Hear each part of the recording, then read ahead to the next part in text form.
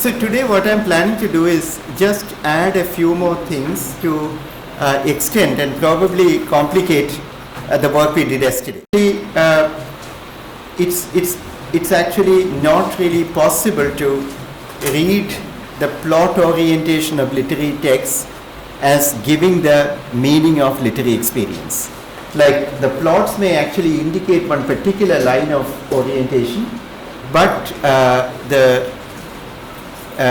the literary experience may sometimes run counter, or it may actually be different from what the plot orientation itself indicates. This is one of the points. The second major point we made yesterday was about the nature of literary utterances themselves, that literary utterances belong to two different dimensions at the same time.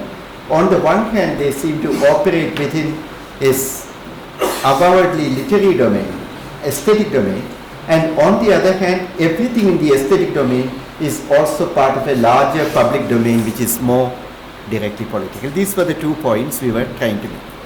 And then I tried to, of course, illustrate that in relationship to some of the late 19th century, early 20th century political novels, etc. from Kerala, and also try to show why later novel history is unable to see these novels, because they confine themselves within the literary institution and work in relationship to that. Now, one of the key ideas behind reading literary narratives in relationship to structures of plot is a kind of focus on the idea of agency. Because you know that many times people make the complaint that this particular novel is actually not a progressive novel because it doesn't give agency to the main characters. Or can I reduce this fan because it's creating such a noise? And there must be don't turn it off, just reduce it, because people may actually want a fan. Yeah. You don't stop everything, because after some time people will feel warm and they will stop listening. Yeah, that is easy. Yeah. As I get older, and a noise is more and more of a problem. Yeah. So let's get back. So this concept of agency is important to understand. We tend to think that what is progressive, what is actually, what is in some sense changing of power relationships, what is revolutionary, all these things are actually linked to some valorization of agency. Now, the word agency is something which we very frequently use in our analysis of literature. In social science writing, you find it a lot, but we do not really reflect on the nature of agency. What is actually agency? Now, the word agent comes from a Latin word which is agere, A-G-E-R-E.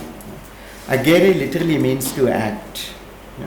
So agency in that sense means some capacity for action. The agent is the one who acts. That is actually the most simple and direct definition of an agent. Now, what is the opposite of agent?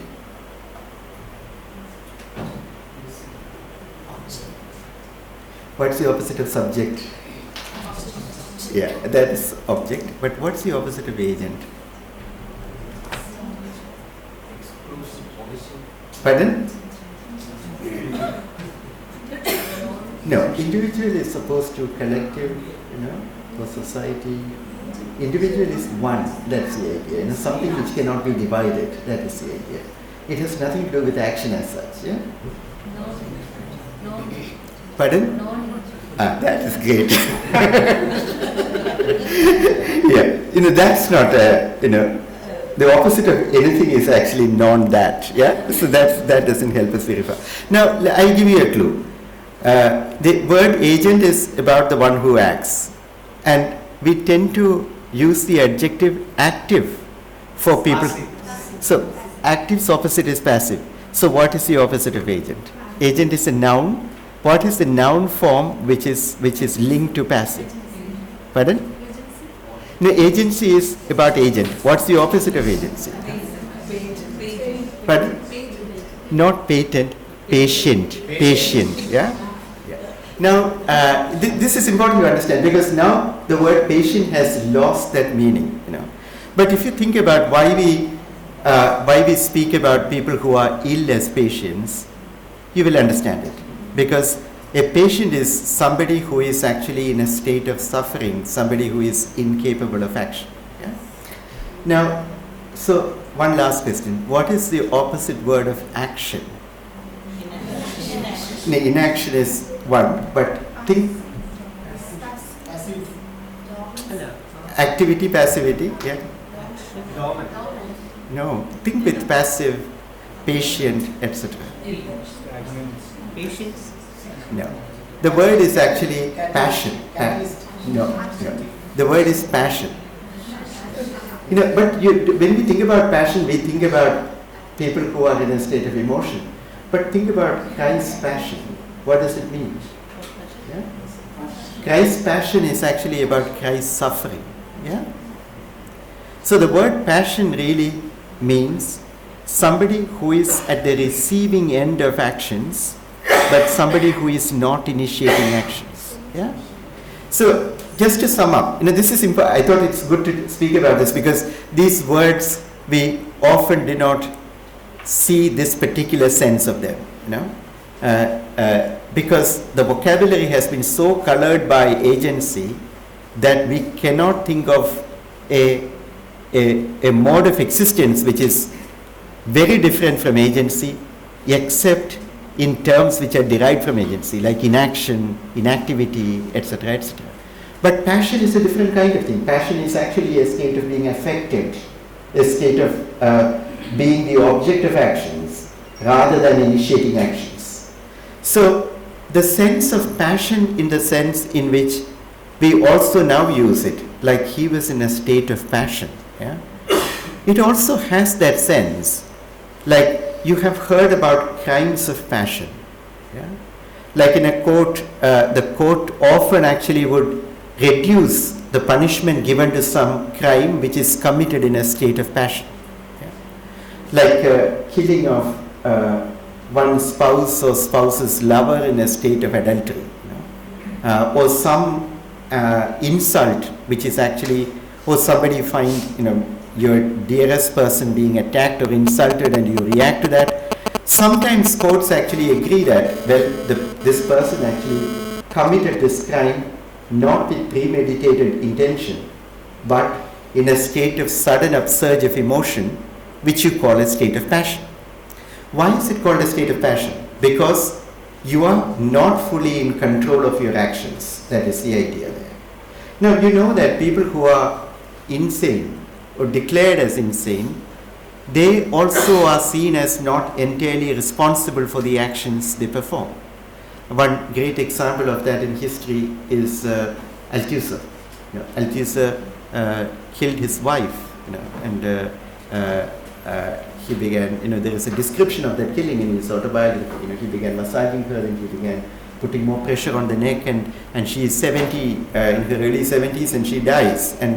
And he kills her, and by the time he is unable to recognize people around him, when people come to the scene of the crime, he is incoherent, unable to recognize anybody, and he is later on treated in an asylum for people who are insane. And of course, he is not given a legal punishment because only a person who is in possession of his rational faculties can be punished for the actions that person performs. Yeah? So this also tells you something about the relationship between agency and responsibility. That is, the accountability. Agency is a concept which we can use when people are in possession, in rational control over the actions which they perform. Yeah? Now, but we know that the word agent is also used by us in a sense which is quite different from this. That is, here the idea is that the agent is somebody who is in possession of his reason. The agent premeditates what he wants to do and then performs the action. This is the idea. But there is a sense in which we don't use it in this sense. We use it in probably a sense which is almost opposite to this. This comes up in words where we use the word agency and agent most commonly in ordinary language. What are the contexts in which we use the word agent in ordinary language? LIC agent, correct. Insurance agent. What else? Travel agent. Yeah. Now the travel agent keeps booking tickets, but he doesn't book them for his own travel. Yeah? He books them on behalf of somebody else. The insurance agent again takes on policies, but he doesn't actually buy policies to protect himself. He buys policies on behalf of somebody else. So here agent is actually not somebody. Literary agent, exactly. Literary agent acts on behalf of authors. In colonial India, you find the word political agent of the crown. So the British crown is represented in Madras by the political agent of the British Empire. He is the agent who is there to represent the empire. So here we have a sense of the word agent which is quite different, where the agent is actually not the originator of action, but the agent is the performer of action. The action does not originate with the agent. It actually originates in the person on behalf of whom the action is performed. The agent here literally means an authorized performer of actions. So what I'm trying to get you to think about is the relationship between the concept of agency on the one hand and the concept of authorization and authority on the other. Like you're capable of acting or performing actions when you have been given some authority to do so. This is also true about agency in the first sense of the term.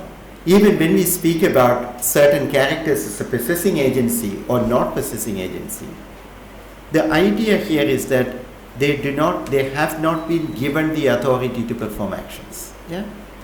So sometimes we tend to authorize ourselves to perform actions. Like for example, if I write an autobiography of my life, then I am authorizing myself to speak on behalf of myself. I am the source of that authority. Yeah? Notions of expression, notions of individuality in the modern world, the autonomy of the individual, all these presuppose the idea that you can authorize yourself. But there are many contexts in which you cannot authorize yourself. Like I cannot actually declare, India suddenly into a, Red Republic or something like that. I do not have the authority to do so. Yeah? Okay. Now, this complex relationship between agency and authority is important to keep in our mind, and also the idea of passivity or passion as a state of suffering, not initiating action, and incapacity for action. All these things are very important for us in the study of literature and various forms of writing. I'll give you a couple of examples and then quickly move on to the precise thing I want to speak about. Virtuous, somebody who is good, so to say, is somebody who will also do well in life. There is a correlation between your virtue. Virtue itself is understood in ancient Greece as the excellence in the performance of your actions. Like if you're a soldier and if you're a coward, you cannot call that person good. This is very different from the modern way in which we use the word good. We will say that he is a lousy teacher, he is a lousy husband, but he is a good person. That kind of usage is just not there in ancient Greece. Like if you have particular roles and if you do not excel in them, you cannot be called good. The word good, what we translate in ancient Greek as, the word is arete. The arete is translated as good in modern times, but it's closer to the notion of excellence. Like you can say that somebody is an excellent student or an excellent teacher, but you cannot say that somebody is excellent full stop. Yeah? You need some role which is attached to that. Yeah? So the Greeks have this idea that somebody who is excellent in the performance of his roles is also somebody who would do well in life. Yeah?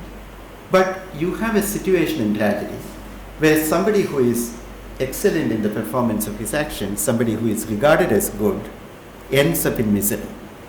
This is tragedy. The tragic heroes are not villainous persons. They are actually good people. Yeah. But due to well, the word for tragic flaw, which we translate as tragic flaw in Greek, is hamartia. Yeah. Pardon? To miss the mark. It is to miss the mark. Like this idea of a tragic flaw as a kind of moral or psychological flaw which is inner to you is a little bit coming up in Aristotle's own time, but it's not very strong. In English translations, this idea becomes very strong in the 19th century. And this is what people like A.C. Bradley and others bring to Shakespeare criticism. There the tragic flaw becomes kind of some psychological trait of the hero. This is not what probably Aristotle or his contemporaries had in mind. You make an error of judgment. You miss the mark. You are trying to hit the mark. You miss the mark.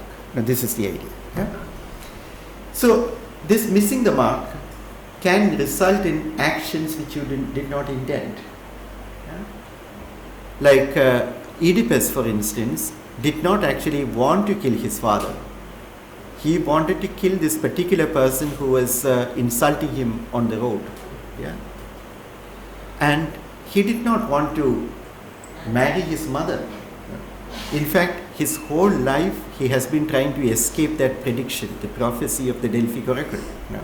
So he leaves the country, he leaves the people whom he thinks are his parents, moves as far away from them as possible in order to end up with this woman who later on he discovers was his mother. So did he commit a crime? And at the end of, so in our modern jurisprudence, we would say he did not commit a crime. And we know that Oedipus himself, in the last speech he gives, he says that it is Apollo who made me do all these things. It's a God who actually made me do all these things. So I am not the agent. Yeah, God is the agent here. Yeah, but that does not mean that Oedipus says, sorry, mom, I did not know, and he walks away. But he blinds himself. Even though he is not intentionally responsible for the act, he feels tainted by the act. He feels polluted by the act, and he has to atone for himself. So the idea of morality we have is very different. The idea of justice, the idea of punishment, etc. we have is very different from what is there in modern times.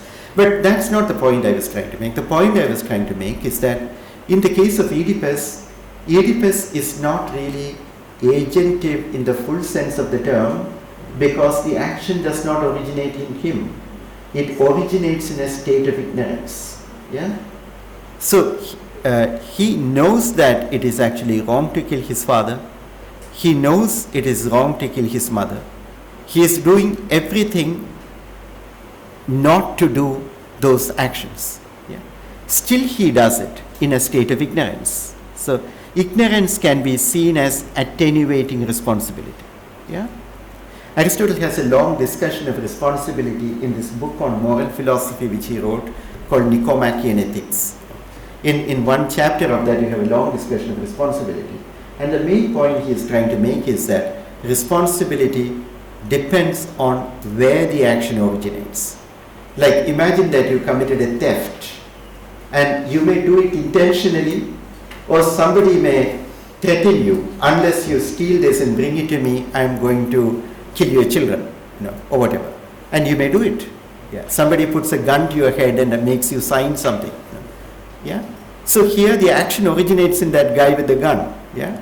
So you're performing this action, but you are not actually fully responsible for it. Now, Aristotle, when he discusses various tragedies, there is one tragedy which one tragedian whom he particularly singles out for praise for having pushed this complication to its maximum. That is Euripides. Euripides has this beautiful play called Medea, which many of you may have read. Medea is this Persian princess who is married to this guy called Jason, and she has children with him. And eventually Jason marries another woman for political, diplomatic reasons, and she is outraged by this, and as revenge for this, she kills the children. Yeah?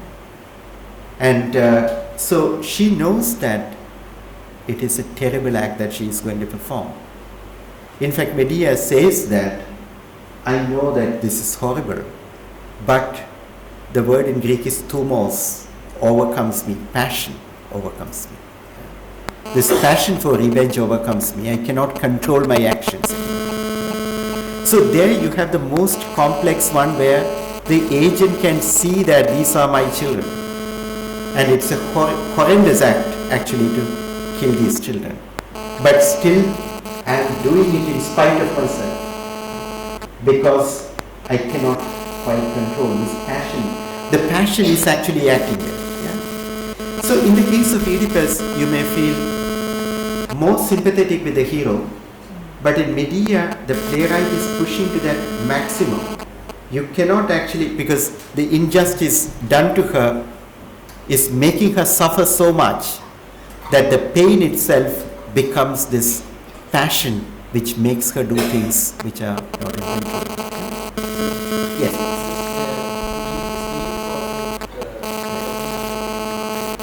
Correct. This is the point I was trying to get at. Now, in the case of religion, the question of agency is much more complicated. That is, see, there is this very important book, large book, published about 10 years ago by the famous philosopher Charles Taylor, yeah, called The Secular Age. Yeah? Now, The Secular Age. Charles Taylor, Taylor. No, I am one of these old style people who look for a blackboard. Still. By the time we find it, it will be time for me to go. Yeah. So the point Charles Taylor is making is that in the modern Western world, and in some sense by extension to many other parts of the world, we are living in a secular world where religious belief has become optional. Not everybody is a believer in religion, and religious belief is now regarded as a matter of choice. Yeah? And even if you are a believer, you may not be a believer of the religion into which you were born. Now, in the pre-modern world, of course, probably even the pre-19th century world, this was not the case, but definitely the pre-medieval world, that Europe was known as Christendom. Now, the idea of being a territory unified by a religion was very, very important. But in the secular age, when you say that I am religious, still people would ask you, what kind of religion? Are you a Catholic? Are you a Protestant? Are you a Buddhist? Are you a Muslim? Are you a Hindu? Or do you belong to one of these numerous sects which have come up in the New Age times? So religious belief is optional in that sense. But what Taylor is trying to say is that in the modern times, there is the idea that we choose our faith. There is an element of agency in that. But at the same time, we know that a lot of people who are believers in many parts of the world, even in Europe, but in many parts of the world, they do not think of themselves as choosing their religion. Some people would have a passive understanding in the sense that I was born into this particular religion, so I just grew up in that religion. But some people who even actively engage with religion and actively practice the various austerities practices prescribed by religion, they wouldn't think that they actually sat and thought and decided which religion to believe, but it is like they had a vision or a conviction which made it impossible for them but to belong to that religion.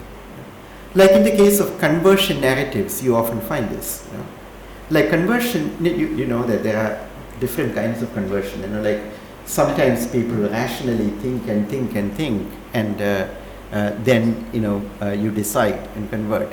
In this debates about various kinds of Hindu practices and Buddhism in medieval India, you have instances of that kind, because things are settled through debates. Like even in the Tamil tradition, you have this Jain and Shaivite debates, and sometimes the defeat of one party or the other, in legends they speak about the losing party being, put on spears, and all those kinds of things. So there is a rational debate as a form of conversion. And you can also think of a situation where a person internally debates. Yeah? But in many other cases, the moment of conversion comes in the form of a flash, form of a lightning which has struck you and transformed you.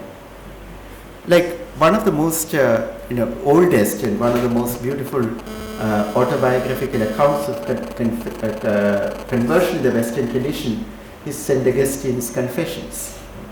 And in St. Augustine's Confessions, we also must remember that Augustine was a Manichaeist, and he is somebody who was a great orator and great scholar of logic, etc., etc. So there is also a lot of rational preoccupations in the book.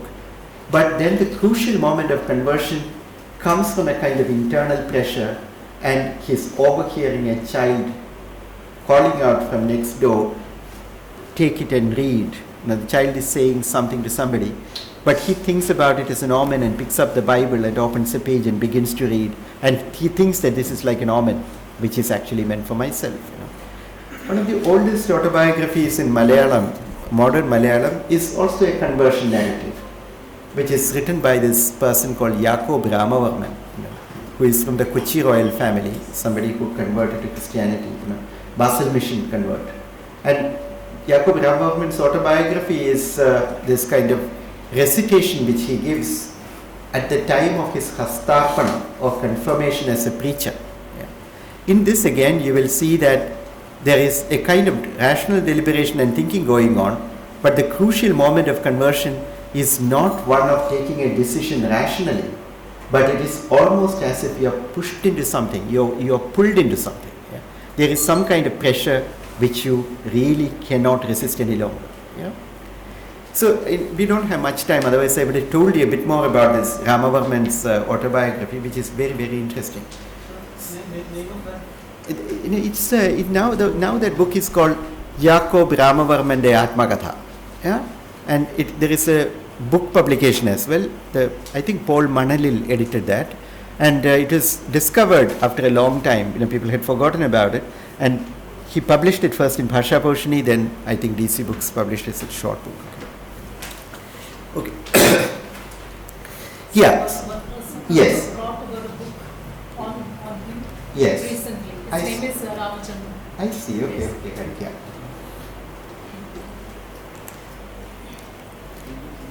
Okay, so this question is absolutely important. Many things about religious belief, actions performed in the context of religious belief, we cannot fully understand in terms of a secular notion of agency, the modern secular notion of agency.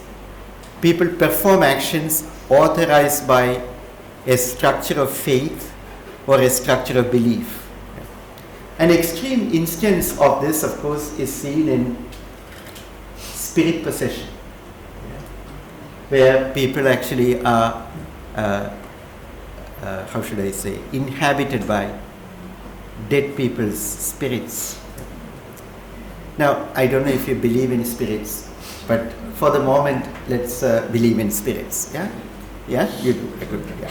So when you are taken over by somebody else's spirit, and you begin doing actions, obviously you are not the agent in the traditional sense of the term. There is this incredibly important book which came out last year, written by this Indian anthropologist who now works in Australia, called Kalpana Ram. That book is called Fertile Disorder. And fertile disorder is actually about spirit possession. Kalpana Ram is somebody who worked on what used to be called Southern Travancore, that is Kanyakumari district. Yeah? And her earlier book was called Mukua Women. It is actually Mukua Women. It is about the Mukua women and their practices. Even this book is actually based on Yeah, is there something? Yeah, you got the title, Fertile Disorder. Yeah, yeah, Kalpana. She's an anthropologist. So the point she makes in this book, she's actually working for a long period with women who are routinely possessed by spirits. And when they are in this spirit possession, they do certain things. Sometimes they lose their speech, and they are taken to various places by their family. They are taken to psychiatrists, if it's a kind of modern-oriented family. They are taken to various kinds of sacred places, sometimes to certain temples, sometimes to churches like Velangadi Mada, to Velangadi Mada. So there are various, in the belief system, in this kind of affliction, there are various remedies which you seek. And psychiatrists also try to treat them, And sometimes these are successful, sometimes not. And now this kind of thing, we know that in the case of medieval Europe and all that, there are a lot of instances of this kind. And even in the modern world, in Europe, sometimes you get instances of this kind. Now, of course, in a secular age, the tendency is to think about it as a psychological issue. Yeah? But there is also some feminist scholarship on this kind of thing. And often the attempt is to explain this kind of behavior on the part of women as a kind of reaction to circumstances in which they are placed. So Kalpana Ram speaks about two major ways of looking at it in modern social sciences discourse.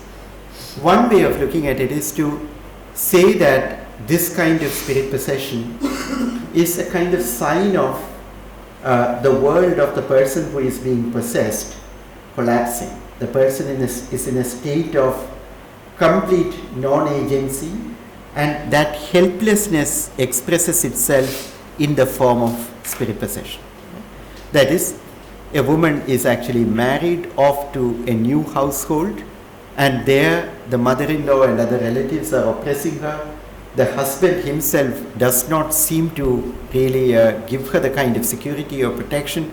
So she is actually helpless in this hostile world, and in order to express that, she cannot even express it.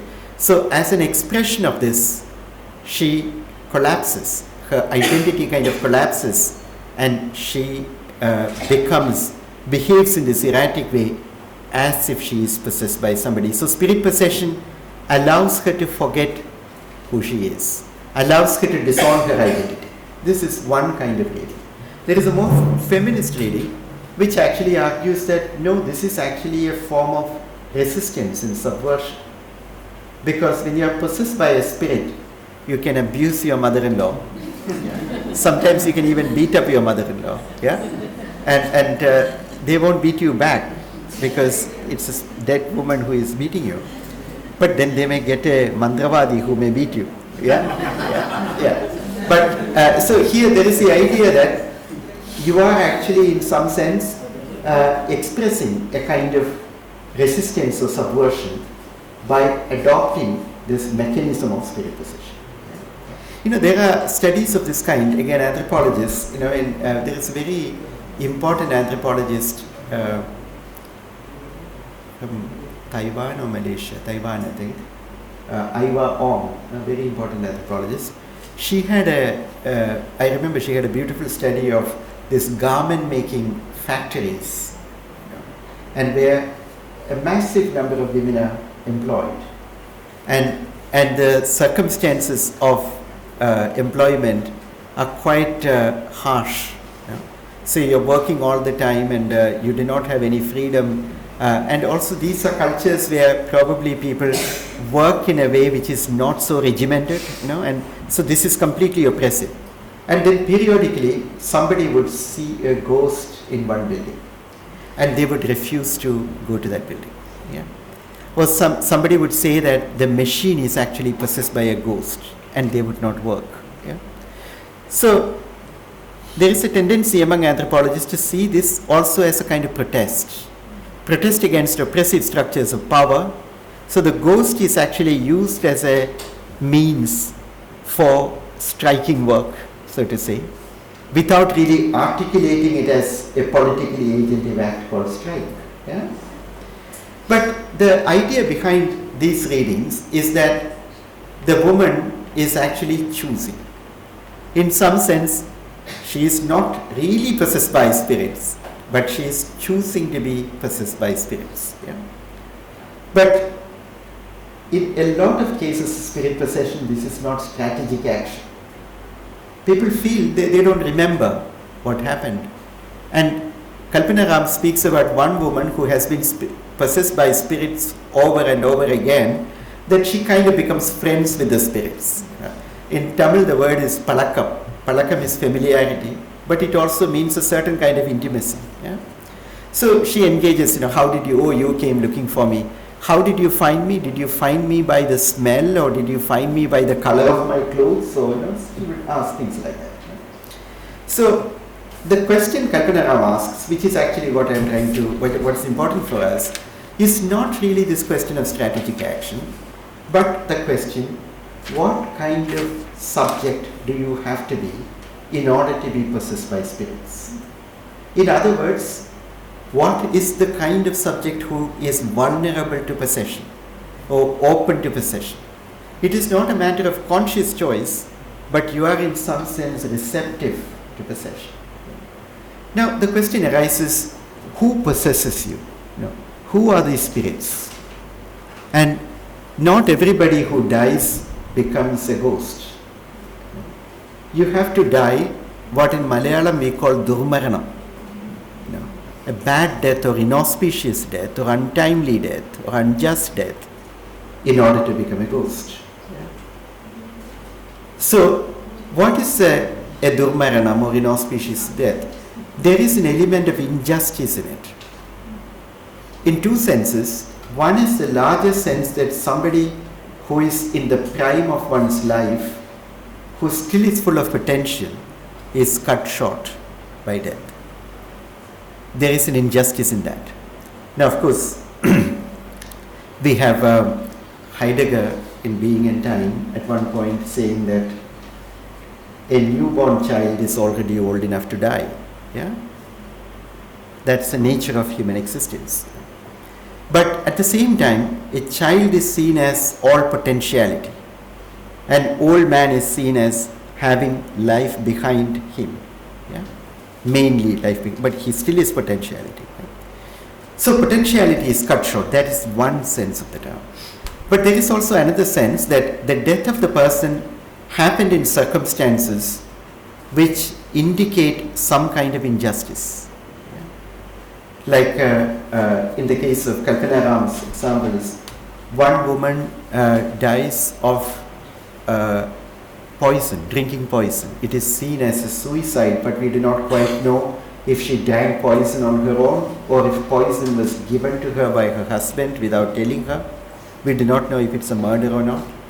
There are many cases where in North India, in Delhi and places like that, I remember when I went to work there in the late 90s, newspapers often had reports of women dying of gas cylinders exploding, and a lot of them were dowry deaths. Yeah? Now they have come down partly because of the sustained agitation of women's organizations, litigation, things of that kind. Yeah?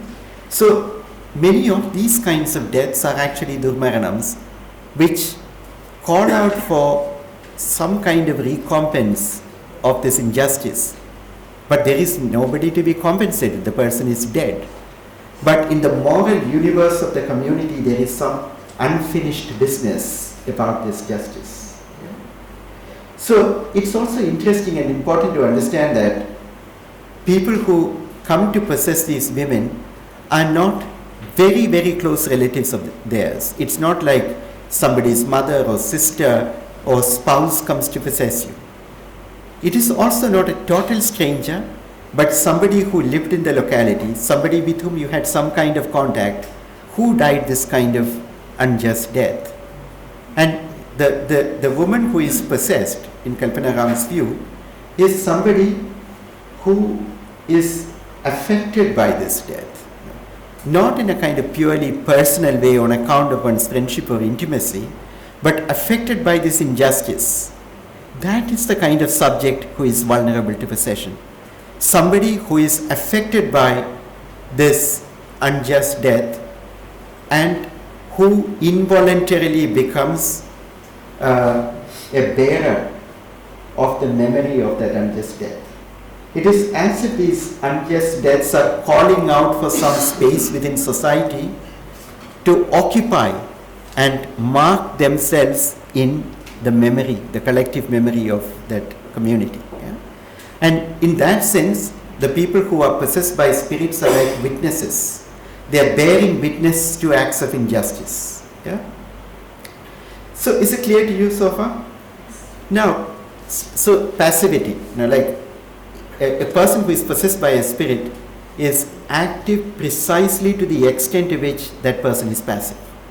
Like you may do a lot of things, but you do things to the extent that the spirit is making you do things. Yeah? So we cannot really work with the older idea of agency as some kind of fullness of subjectivity. Here, the capacity for action comes from your vulnerability, the porousness of your subjectivity. Yeah? Now, this kind of thing becomes very important, of course, in the study of religion, but also in the study of certain forms of subaltern memory, and certain forms of memories of communities who had belief systems and practices which give space for this and which is not so determined by high rationality. Yeah? Now, in the case of Dalit memorizing, in many parts of India, you will find instances of this kind.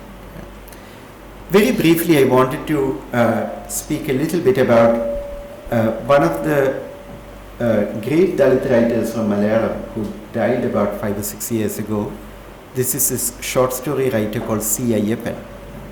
Now, Ayyappan was the principal of Maharaja's College at Point, and he was a Malayalam professor, and he wrote over a period of 40 years, he probably wrote about 30 short stories, that's it. He began writing quite early, I think probably 1970s or early 80s. Then he stopped writing for a long time, and because he felt that he did not have an audience. And he was seen by some people as a modernist writer. And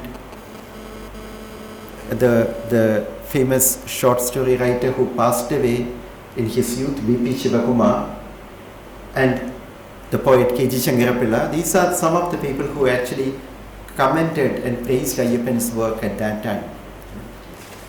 But now Ayyappan has become very important again with the emergence of a new generation of Dalit intelligentsia and Dalit readership in Malayalam. Sunny Kapikad wrote a piece on Ayyappan in the 90s in Bhasha Poshini.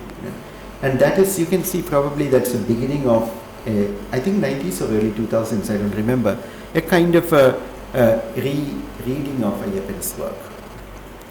So Ayyappan's stories are very important, and was it accidental, was it a slip of the tongue, or was it an insult, So these kinds of things.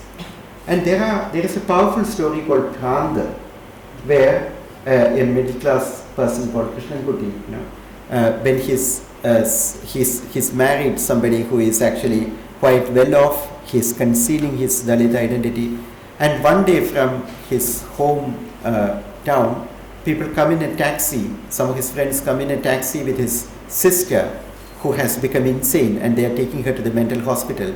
He refuses to recognize her, and he then the story is written in the form of an explanation as to why he does that. So this Dalit predicament of an unstable identity in the modern civil society, this is the theme of one set of stories. Yeah? But the other set of stories is important. I call these daytime stories. You will see why I call them daytime stories, because the other set I call them nighttime stories. The nighttime stories are really about the spirit possession. Many of them are spoken by the narrators, in many of those stories are actually dead people's spirits who have come to inhabit a living person. And often the story takes the form of an explanation offered by the spirit as to why the spirit is inhabiting this body. So often the spirit is speaking to the person whose body it is sitting in, saying, why am I here? It is addressed to that person. So you could say that this is a kind of autobiographical writing. The autobiography of a ghost, so to say. Yeah? The ghost is actually recounting its life, recounting the story of the unjust death, recounting why it is a spirit. And in Ayyappan stories, these spirits are all people who kill themselves. They are actually people who committed suicide, and suicide is actually not the end of action, but it's the beginning of an agentive life for many of them. By becoming spirits, they are able to influence things. Now, so with what we discussed earlier about agency, you can see that it's a complex idea of agency which comes up in these spirit narratives, because these people are dead precisely because they couldn't be agentive in their life. Any kind of meaningful life is made impossible. It is in that sense that they commit suicide. But suicide is not just an expression of helplessness, it is also an expression of that ultimate freedom that we all have. That it's also a sovereign decision. In suicides, there is also a refusal to accept the world. So, I find this kind of questions important, because you know that we are living at a time of a large number of political suicides. We are familiar with Rohit Vemula's suicide, farmer suicide. Pardon? Institutional murder. Well, institution. See, when somebody commits suicide, we would like to think about it as a murder or as a martyrdom. Of course, it is murder in the sense that the situation has become so coercive. But still, we do not really want to look at that sovereign act of somebody deciding that I do not want this world. That I think is very important. There is something extremely radical involved in that. And look at the farmer suicide, the suicide notes left behind by farmers. They are political, public documents. They are not personal documents. They are interventions in some sense. Interventions in a world which they are leaving. They are not there for a futurity. There is no. Okay, so Ayyappan has a very important interview. He gave very few interviews, and this beautiful interview is appended to his collection of stories in Malayalam. The interview was with Dilip Raj, who teaches in Brennan College now. Now Dilip asks him about his stories, and he begins explaining. And he asks him about his childhood, and one very important thing comes to light. Ayyappan says that when I was a child, I used to sleep with my grandmother. And my grandmother used to tell me about all these durmaranangal in my locality. So, and then he speaks about some of them. And some are people who died of boiling water falling on them when they are straining the boiled rice. Some people fall into a pond and die. So in all these cases, we are not sure if they are accidental deaths or murders or suicides. They are durmaranangal in that sense. And Ayyappan says that when I would listen as a child, I would actually listen to these stories in some kind of fascination which is mixed with fear. And he speaks about covering his head with a bed sheet while listening to these stories, and the sheet getting drenched in his sweat because he is actually sweating in fear. And then at the age of 8 or 9, he suddenly begins to lose the balance of his mind. And he begins to see ghosts wherever there is a shadow. And he says, it is at that time that I decided not to listen to this world of spirits anymore. I closed the door to that world in order to remain sane. And then I became a rationalist, what we call in Malayalam a yuktivadi. And then I became a communist. I was full of anger at that time. I was angry because he had, the question of caste, the question of humiliation, And he says that the worst humiliation to me came not from upper caste families, because we had no reason to go anywhere close to their house, but it came from an Irava family. and where, because he entered the veranda of the house, they wanted to beat him up, etc., etc. So it's only the communists who treated me like a human being at that time, he says. So by closing this door to the world of spirits, he retains his sanity, or regains his sanity, and then eventually he will become this writer. But once he begins writing, he is trying to reach out to that world to which he has closed the door. He is trying to bring back into the world, into our daytime world, this nighttime world of the spirits and of these unjust deaths and memories. So the nighttime stories are really about that. Now, what is striking about this is a complex and difficult position in relationship to which Ayyappan, as a Dalit writer living in our times, is placed.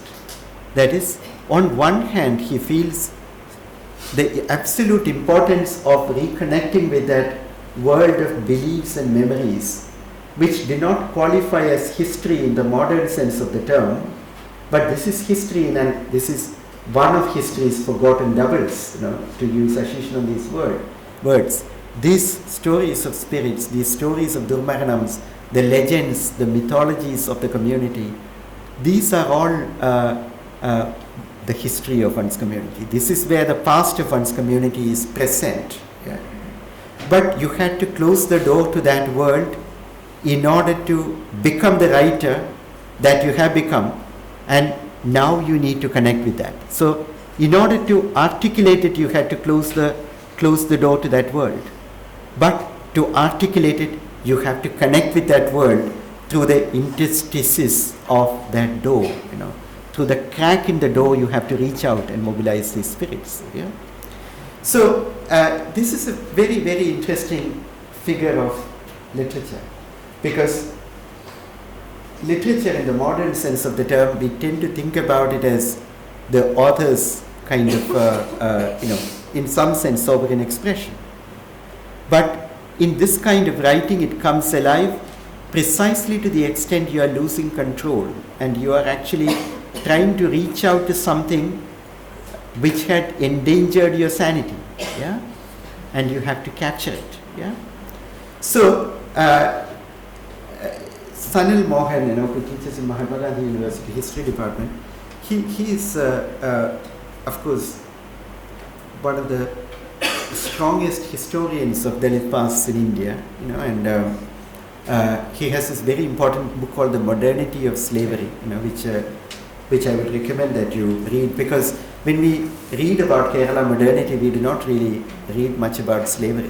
Yeah. But of course, there are documents about the sale of slaves even coming.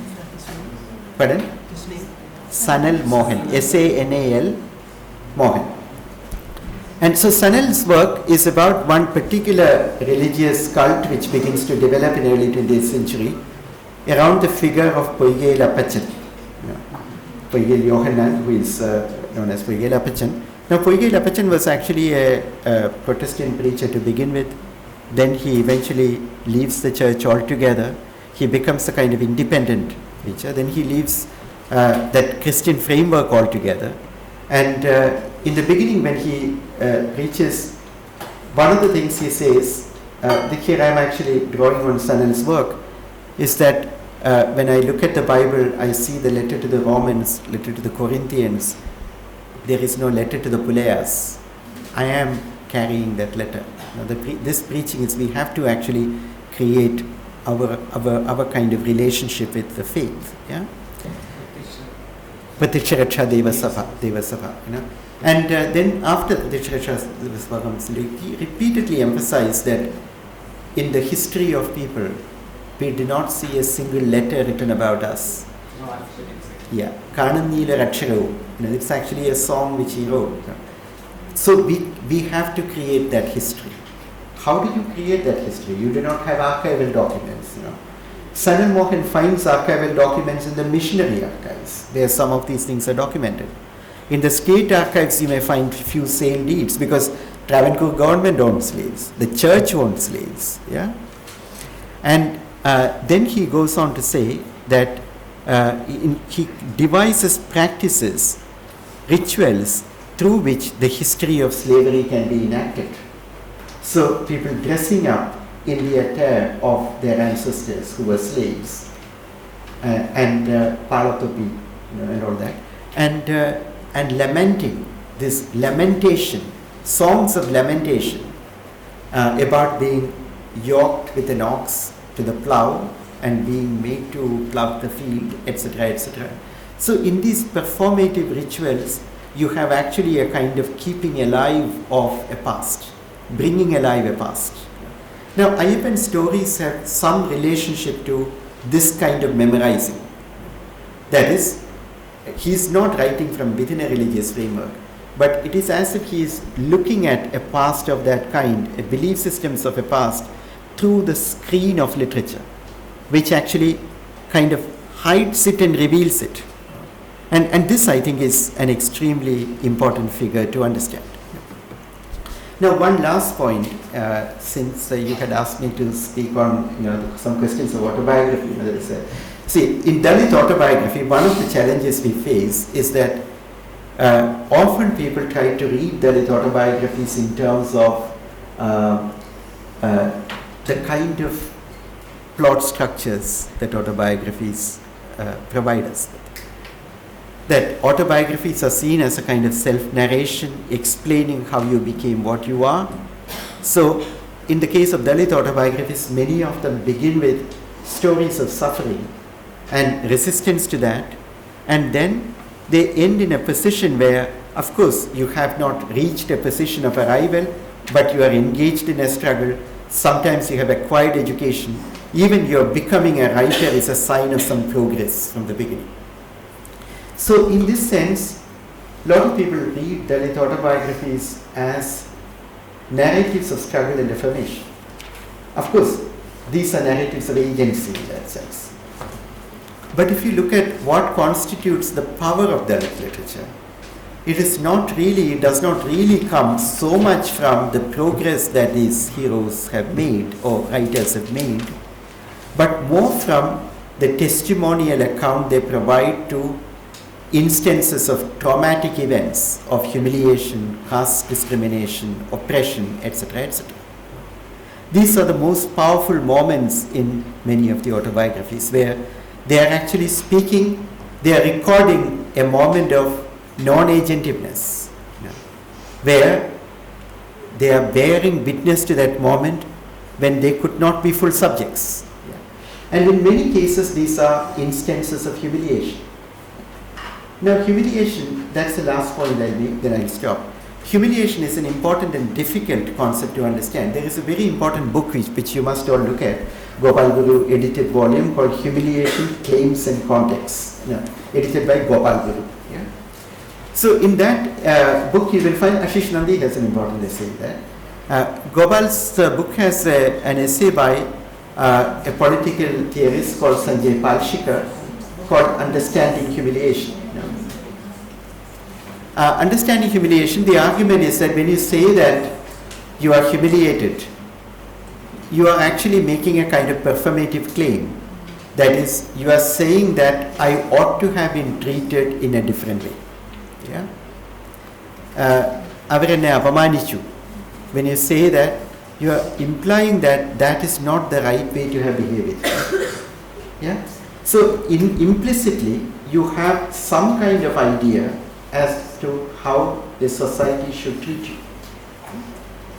Now, it's important to know that this experience of humiliation is not something which happens only to oppressed people. People of privilege, people of elite, from the elite classes, they also feel humiliated when some of the privileges are no longer respected. Yeah? When societies change, and when the traditional respect which is accorded to them, or traditional rituals of worship which is accorded to them, is not given to them, they will feel that they are humiliated. There is a very important autobiography from Malayalam published in the 1960s in 4 volumes, Kanipayur Shankaran Namboodiripad, Endas Maranagal. So he is actually speaking about the Kerala which has disappeared. A lot of it is about caste. So he says that at one point, like earlier, women wouldn't cover their breasts, they wouldn't wear blouses. And even if they cover their breasts in early 20th century with a male munda or something, when they see a Nambudiri Brahmin, they would take it off as a sign of respect. And then in the 1920s, he begins to feel that people are stopping to do that. And he says that I used to feel insulted. I used to feel humiliated. Yeah? I used to feel personally they are actually insulting us. Yeah? So humiliation can actually be also from elite classes who are no longer accorded the rituals of respect. But in both these cases, there is an implicit assumption about how you ought to have been treated. And in the case of Kanipayu, that world in which how you ought to have been treated prevailed is in the past. Yeah? In the past, people used to give me the right kind of respect. But in the case of Dalit writing, sometimes it is located in the past because there are Dalit writers who speak about a Dalit history which is glorious. But in many cases, it is the dream of a future society where these humiliations will not be there, and you will actually be able to, receive a dignified treatment by society. Yeah? So, Palshikar, after elaborating these arguments, he goes on to say that one is humiliated is only half a claim. The second half of the claim is in how you react to this experience of humiliation. How do you act in reaction to this humiliation? He says that some people actually react violently, like they have a masculinist reaction. They want revenge, or they want some kind of masculine violent reaction, assertion of masculinity. Some others become broken, but then there can also be a different path, which is that of affirming one's dignity with quiet determination. And he concludes the essay by citing Naipaul's description of this Ambedkar Jayanti processions in Bombay, where Dalits come out wearing clean white clothes and taking this procession against opposition from the upper caste. Yeah?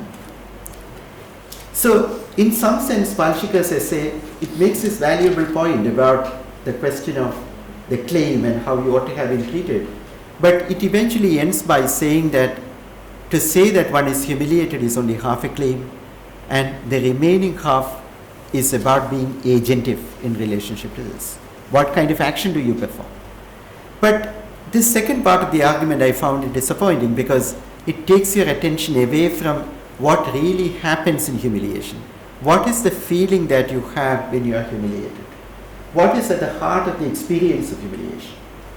And there, the emotion which comes closest to that emotion of being humiliated is that of shame.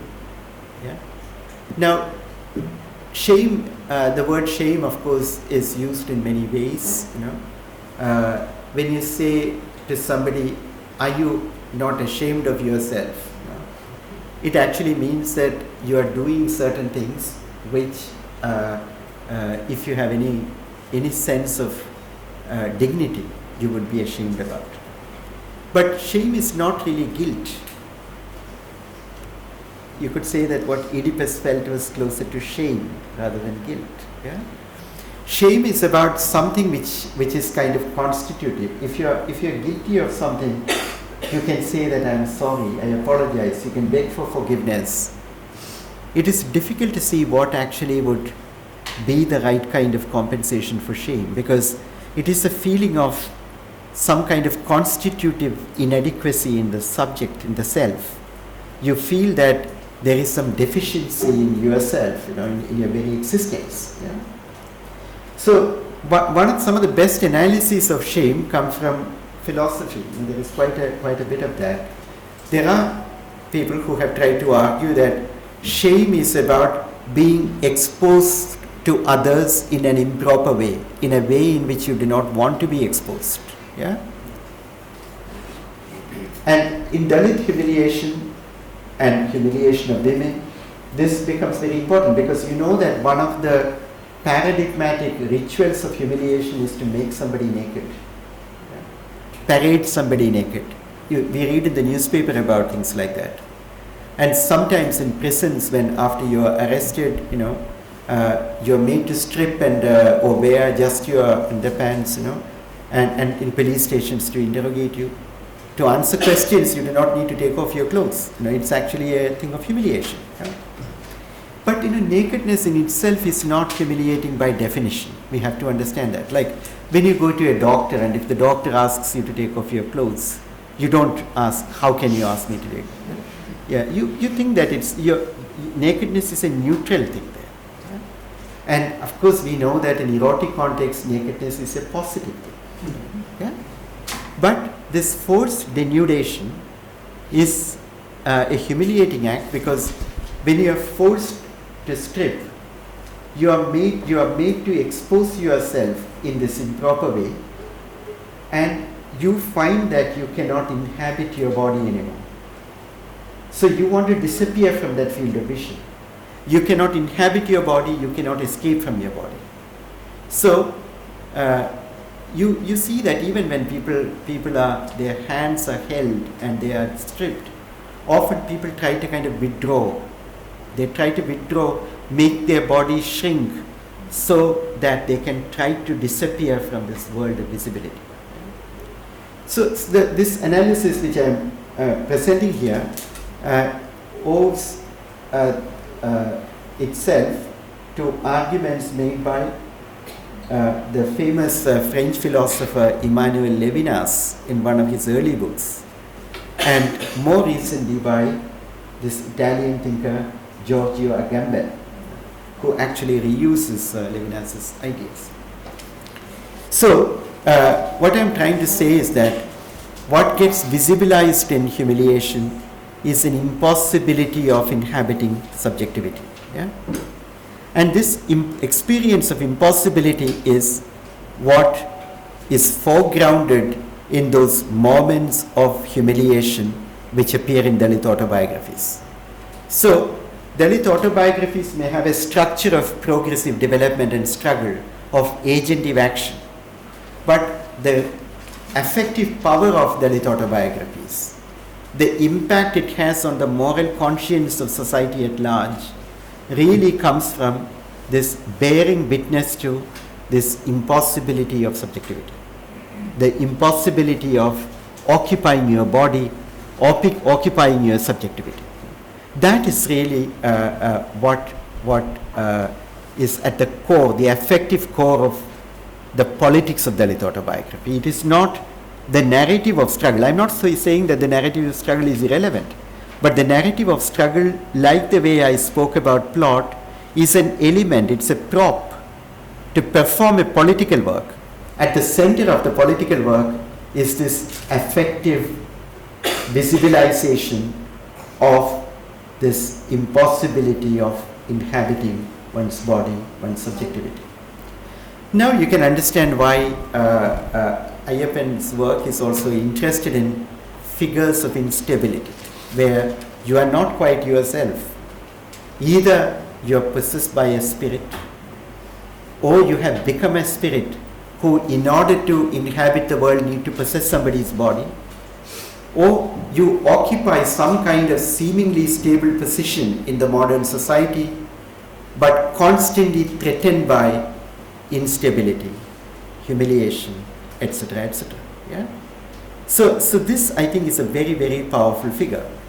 And we cannot work with the old ideas of agency to understand the radical nature of the political force of these kinds of writings. We need to rethink that. I also feel that we need to rethink this precisely also to understand a lot of politically significant writing or powerful writing which is happening in our times, which does not take the form of agentive affirmation, but takes the form of grieving or mourning or lamenting, where lament itself actually becomes a form of protest. Some of you may have seen this very powerful documentary made by Anand Patwardhan called JP Comrade. Yeah? You must watch it. It should be available. It's JP Comrade by Anand Patwardhan. Very important documentary filmmaker.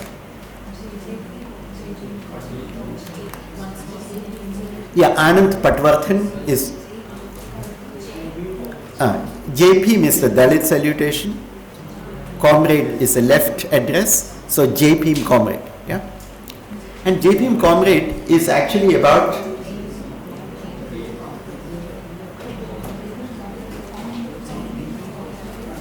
yeah, JP comrade is about,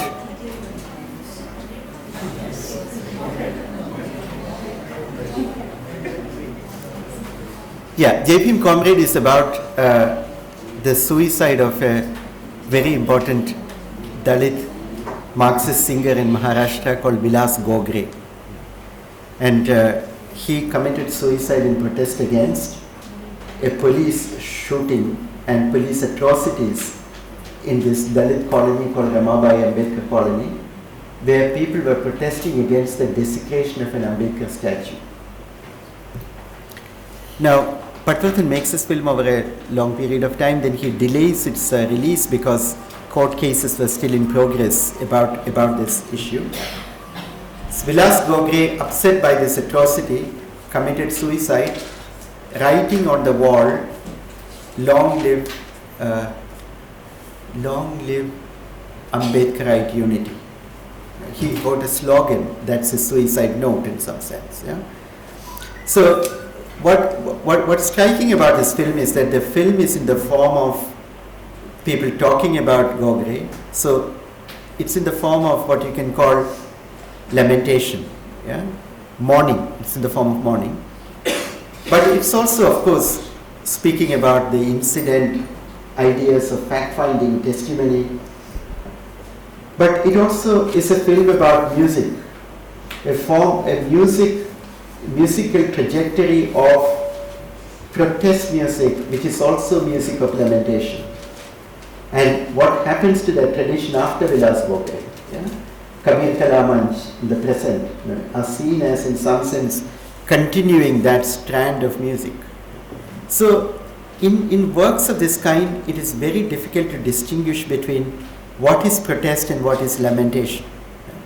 Now, protest is often seen as agentive, active. Lamentation is seen as reduced agency, more a state of passion in the sense in which I spoke about passion as suffering. But in our times in particular, you will see that there are many points where these two converge.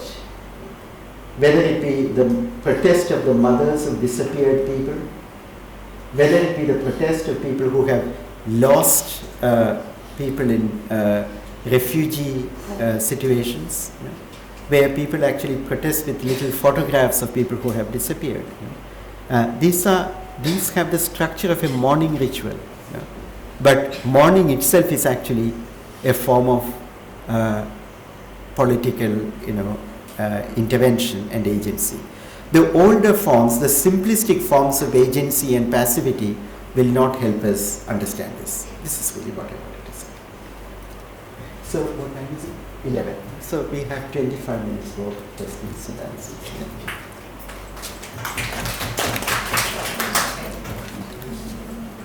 Is it clear to you what I said? Yeah. Agent. The belief system is working as an agent. So the agent, any time is this agent replaced? By reason. By reason. Actually, it's a bit more complex than that. In the sense that even when you are a believer, we cannot really say that a belief system is working as the agent. The reason is that there are many ways in which you can be a believer of the same belief system. Like imagine that I am a Hindu, and the Hindu itself is, as Romila Thapa told you, a modern term, and but you can be a Hindu in so completely different ways. There are Hindus who practice austerities. There are Hindus who believe in identifiable gods. There are Hindus who do not believe in that. There are Hindus who never go to temples, Hindus who never utter a prayer, but you can still identify as a Hindu. Similarly, even in the case of Christianity, Michel Foucault did this very important work on early Christianity, the monastic cultures. And he says that there are kind of normative values which are given by the institutional structures of religion. Like if you're a monk, you have to take a vow of chastity, for instance. Yeah? But you can be chaste in a number of different ways. Yeah? In the sense that just abstinence from sexual acts is required in some understanding of chastity. Sometimes even thoughts, sometimes even dreams become important. Yeah? So you can actually practice this in a multiplicity of ways. So the point Foucault was trying to make is that you have a system of norms or values, but then you have a system of styling yourself in relationship to those values. Yeah? And this is not only true about religious beliefs, it's also true about other kinds of ethical belief systems, like being a Gandhian or being a communist or things like that. People have very different ranges of obligations which they impose upon themselves. There are people who will not actually touch foreign goods, but there are people who wear homespun clothes, but who may still use a computer or a mobile phone which has parts which are not made in India. There are various kinds. I'm just saying this to. So we should not think that there is something which we can agree upon as a belief system. The important point that I'm making is that when you are doing practices which are, as a believer, which you feel that you're not consciously choosing, it is incumbent upon yourself to do them, you are actually attributing that agency not to individual choice, but to something else which is actually more powerful and which is binding on you. That's the point. So of course, in the case of reason, that's a very interesting question, because enlightenment is the time when you have a kind of displacement of this idea by reason. Kant has this very important essay called What is Enlightenment? Yeah? And in What is Enlightenment, the way he defines enlightenment is that enlightenment is a point of exit from self-incurred immaturity. Yeah? That is, you are immature, you are exiting that world of immaturity. But this immaturity is Cowardness also. Cowardness may be one dare to know, he says. But this self-incurred immaturity is important, that nobody is actually making you immature, but you are making yourself immature. So you accept other people's word in whatever you do. The priest tells you what to behave, what to believe, and the king tells you what to do as in your life, and the army tells you what to do, and you do all these things. Enlightenment is that process by which you exit this, and you govern yourself. You think about, you decide. You become autonomous. The word autonomy is interesting. The word nomos is law. Autonomy is self giving the law to oneself. Nobody is giving the law to you. But interesting thing is that reason is not a matter of personal belief systems. Like there is something called reason which is universal in Kant. What are the contents of reason?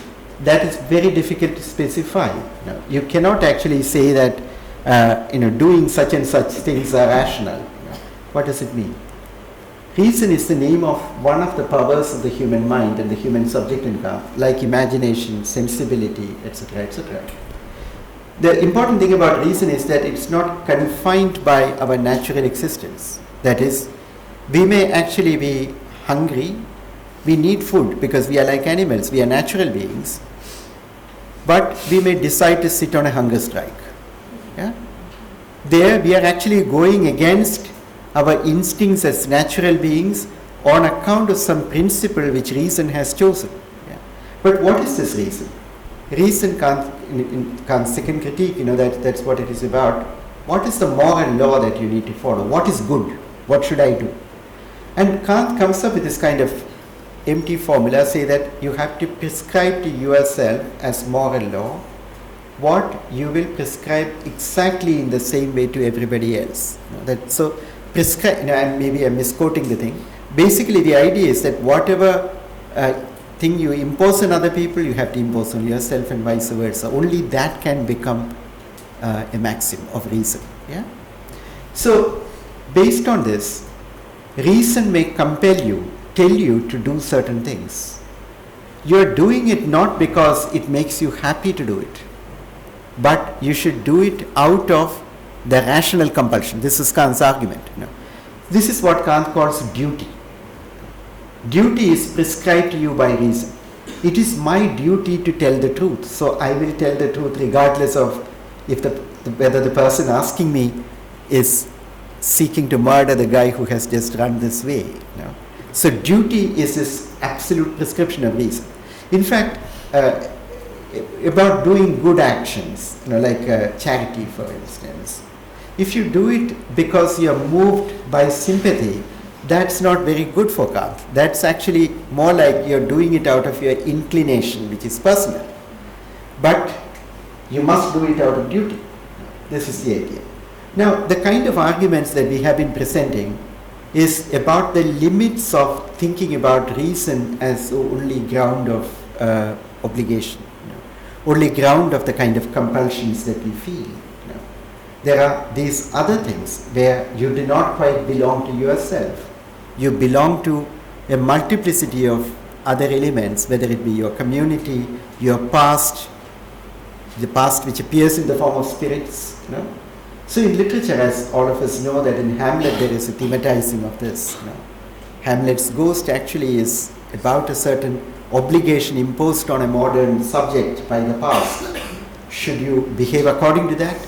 Should you behave according to your autonomous desires? These are issues which come up in that. So we need to kind of not go solely by a simple understanding of agency. This is really the point that I'm making. Otherwise, we won't understand a lot of things about what literary texts are really trying to speak about. Because there are a lot of things which we do which are not the result of conscious choice, but which are the result of sedimented practices which we have grown up with. Like the word concept which people often use to describe these sedimented practices is habitus. That is, we acquire certain things as a matter of habit. And these things can be moral norms, moral expectations, values of a certain kind. When you step on somebody's foot, you may train to do this. Rushdie speaks about in his family when books would fall on the ground, you would pick them up and you would put them to your eyes before putting them back on the shelf. The remarks which you make, the forms of address, we are not consciously deciding these all the time. But we were not born with them, we learned them. We learned them at a level where they occupy our unconscious, so to say. We are kind of not entirely conscious about them. This is one of the way the past lives in them, in relationship to which we appear as passive. But that is one other level in which human beings insert themselves into action. Yes, yes. You part on direct autobiographies, how life writings from Kerala exhibit the counter historic questions. Yes. And the concept of practices in reading these kinds of life writings. Yeah, see, there is no simple answer to this because not every autobiography is not a counter history. That's important to understand. But one thing is there in many autobiographies that is related to the point I earlier made about norms on the one hand and forms of styling yourself in relationship to them.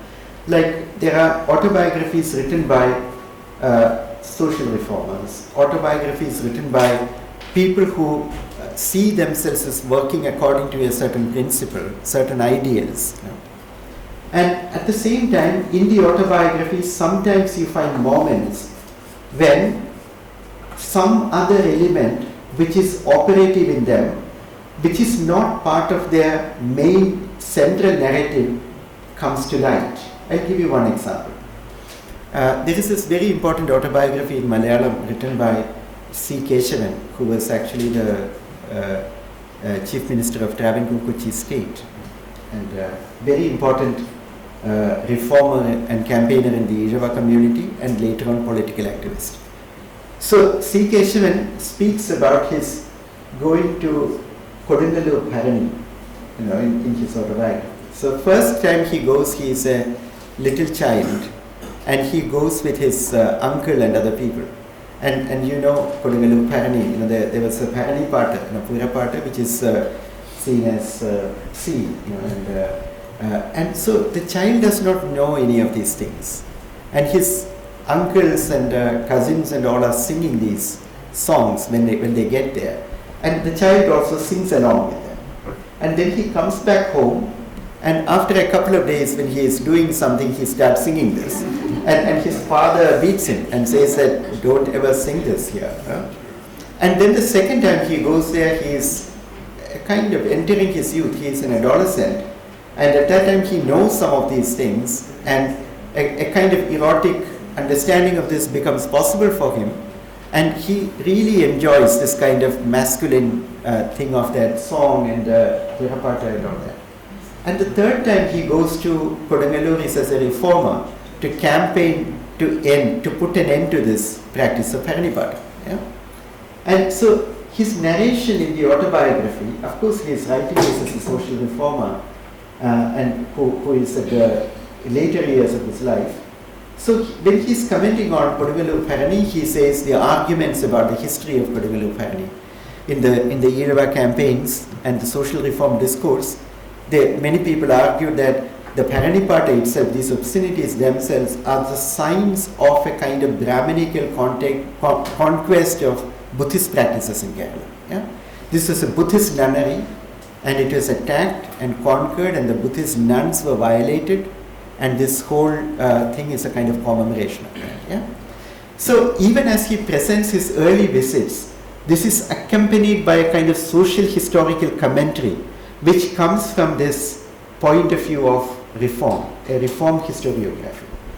But if you read the autobiography closely, you can see that, like the way I recounted it and all of you began laughing, there is an element of pleasure and delight when he speaks about that early visits. You know. There he is still connecting with some memory of his which consciously he has disavowed. He does not identify with those pleasures anymore, but he can feel them. He can actually, it is still retained within him at the level of habitus as some kind of memory. You know.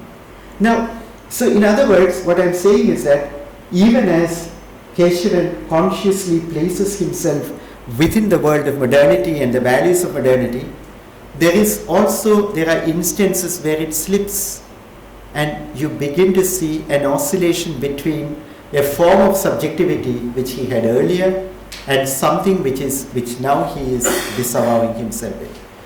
In my view, it is these slippages which actually give you an account which is different from what you will find in history. Now, I have discussed some of these things in this in a chapter on autobiography in a book which I published last year. So it's a long chapter in that there is a long discussion of some autobiographies where precisely this mismatch between or slippage between an avowed identity and what gets visibilized, it becomes important. And what these things are really issues of practices, because practices which you do not always consciously perform. There are some practices which you consciously do. Like you may decide that every morning I am going to do this. And there may be new rituals which you create also. But there are a lot of things which you inherit, which have become second nature to you, which are kind of habituated to you. And they are precisely what I call the domain of habitus. The French theorist Marcel Mauss, who first coined this idea, he coined it in an essay called Techniques of the Body. The principal example he takes is swimming. Like nobody is born with the ability to swim. Nobody is born with the ability to walk. You learn it. But it's not like when I'm in a pool, if I start thinking which arm should I put forward, then I'm going to sink.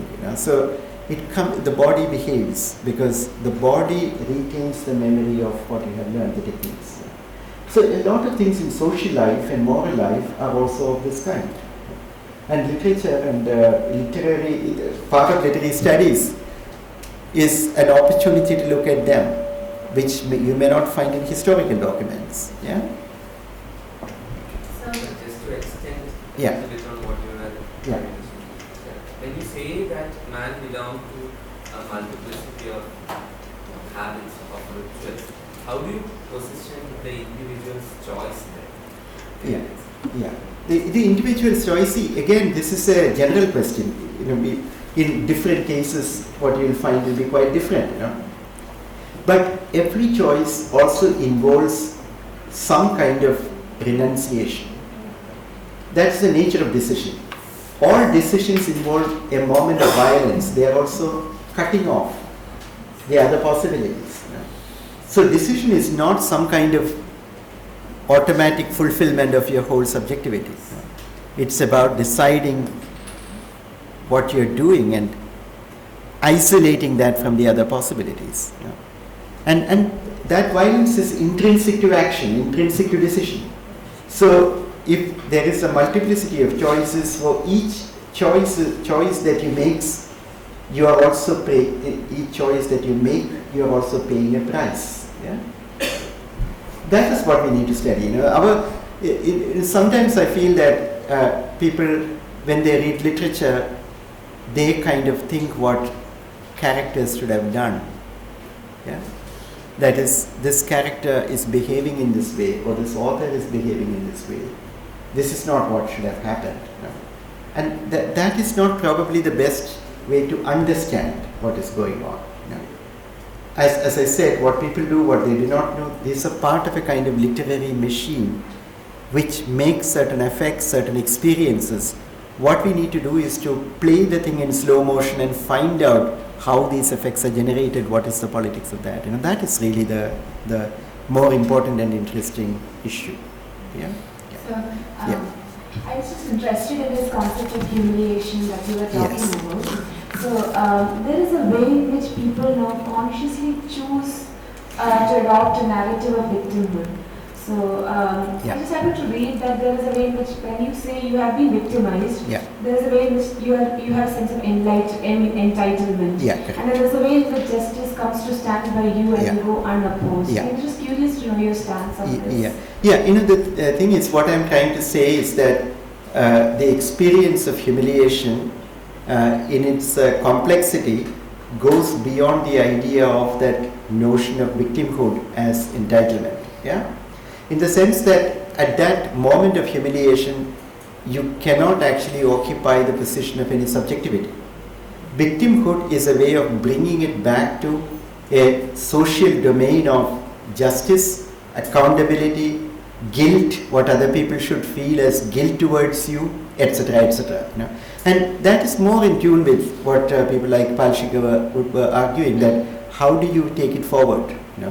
But my point is that in the experience of humiliation, there is something which resists that going forward. There is something which cannot be compensated. That is really the core of the force of these autobiographies. That's what I would say. Maybe this is the last question. Yesterday you were talking about the literalness of the novel. So I just want to call your attention to a more recent example in fiction. It is Roy's The Ministry of Studies. Can you speak louder? So you were talking about the literalness of the novel yesterday. So I just want to call your attention to the Ministry of Happiness. Novel by Udayakumar. There, when she makes makes use of the adjectives like blue turban economist or quiet prime minister or Gujarat. So there is an abrupt connection to a real world figure. So where does the borderline exist between the literary and the real? And one more thing is, I just need to know your response to the primary accusation or critique regarding the novel that is fallen. That is? It's fallen. It's this particular novel is fallen. Polemical, right. In fact, you remember the work we did yesterday on this Narayana Kurikal's novels and Ramakrishna Pillai's. Arundhati Roy's novel also belongs to that kind of lineage, and it does not begin with Narayana Kurikal. It begins in Europe. There is a long tradition of that, of radical writing, where the distinction between that specific domain of literary publicness and the larger domain of political publicness is constantly kind of violated. Narayana Kurikal's point is that, that we actually, I may write about the Mahabharata war, but it's about Travancore, but I'm not going to tell you that. You have to infer that. I'll give you enough clues, but still it operates as a novel. That is the idea. So these novels do not work with the traditional aesthetic framing of the novel. And of course, aestheticists would feel that these are polemical or political or non-literary or whatever. But what I was trying to suggest is that even the most literary novels, most aesthetic novels, they also have a life which is non-literary. They also are placed in this field of larger politics. So, I'm sorry I have to stop now, because thank you very much.